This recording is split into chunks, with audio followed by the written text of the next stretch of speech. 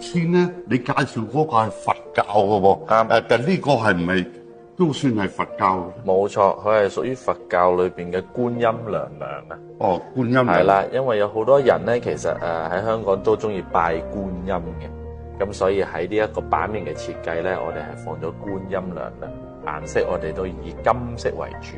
哦，係啊。咁我哋睇下裏邊。哦，呢個係容量係幾多個咧？呢個咧係可以放到2個骨灰盒。兩個。係啦。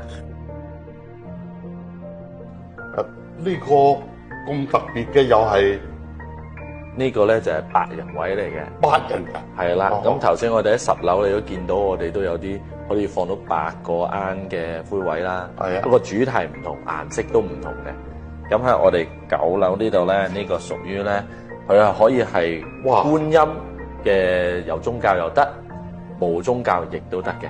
哦。係啦。咁有好多人就係話我冇宗教嘅，不過我又中意呢個顏色喎。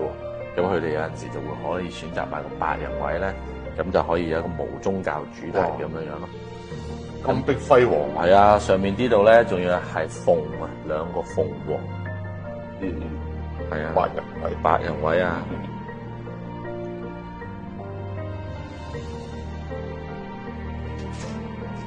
係啦。我有樣嘢想問啦。咁啲人係咪隨時可以開得到嘅咧？其實咧喺現實當中確實係可以隨時隨地都開得嘅。不過我哋如果咧就係話上咗位嘅情況下咧，我哋喺呢度會有塊碑面就封住喺裏邊嘅。咁如果有啲人就係話我放咗啲好貴重嘅嘢喺裏邊，咁點啊？咁我哋就會喺呢度有一個好透明嘅玻璃，咁就係保護住裏邊嘅嘢。而且我哋呢度嘅保安好嚴謹嘅。咁啊，到處都係 security camera 咧，啲人入到嚟，其實我哋都會即刻知道咯。係啊，咁樣。